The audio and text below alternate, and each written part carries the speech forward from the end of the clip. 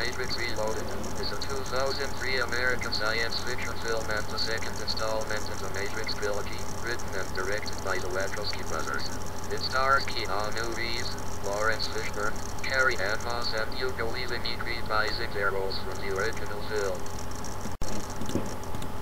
Neo and the Rebel leaders estimate that they have 72 hours until 250,000 rogues discover Zion and destroy it and its inhabitants.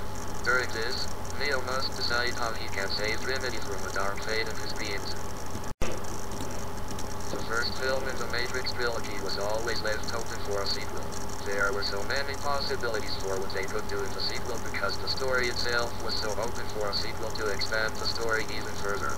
The first film would have worked well as a standalone film anyway without any sequels, but this sequel is surprisingly good.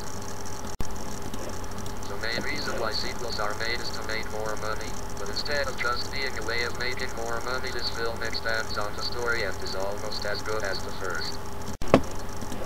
In the first film you do not see much of the real world because most of it takes place on Morpheus' ship. In this film you are shown more of the real world, and instead of taking place in the Nebuchadnezzar, the main location is Zion, the last human city on the planet Earth after a cataclysmic nuclear war between humankind and sentient machines, which resulted in artificial life forms dominating the world. The best part about this film by far is the intense action scenes. The action scenes are incredible to watch and are on a much grander scale than in the first film, although it is lacking something that the original had. The sense of mystery and wanting to find out more is gone because you already know everything you want to know about the Matrix. The question, what is the Matrix, has already been answered. However, you can't complain because any sequel to a film as spectacular as The Matrix is sure to not fully live up to expectations. Overall, I think this is all you could want from a sequel.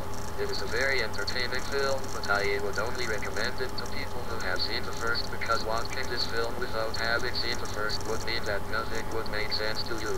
This film is definitely worth watching for anyone who likes a good action film.